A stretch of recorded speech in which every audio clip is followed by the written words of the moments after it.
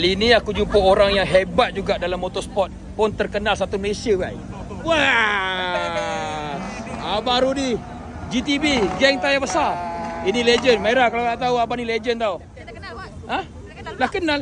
Gen Z tak kenal. Gen Z tak kenal, bang. Tiba-tiba kenal tak? Sini. Macam mana boleh jumpa pula ni? Tapi best part, aku lama sangat nak jumpa Abang Rudy. Sama lah, kita asyik tengok dekat dia punya konten. Allahuakbar. Tapi bang, momen yang aku paling ingat lah, kau main Kona Bare pakai motor tayar besar tu. Aku rasa macam boleh ke macam ni? Ya. Rupanya boleh. Siap, power tu. Kan, cerita dia bila aku Ha. buat yang besar tu, orang banyak kutuk aku. Ah. So nak tak nak, aku kena buat sampai dia boleh konak. Kamu nak main kereta. Asalnya tak boleh, asal susah. Asalnya memang susah. Kamu macam main kereta, orang kata kereta kau slow. Kau bagi laju tak? Macam betul je. Bagi laju.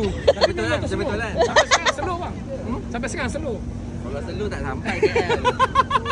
Tapi by the way, ada dapat juga aku jumpa Abang Rudy. Atas kontak kat bawah.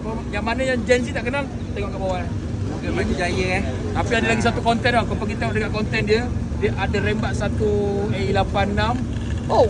Dekat depan kedai. Memang power gila. Kau pergi tengok dekat konten dia. Kau tengok kat konten dia. Serius aku cakap memang padu. Pergi tengok. Zaman tu tak kena tangkap. Bang, last kali bang. Yang penting, marem. Dia tak buat. Lagi. Silakan. Satu. Yang penting, Marem. marem.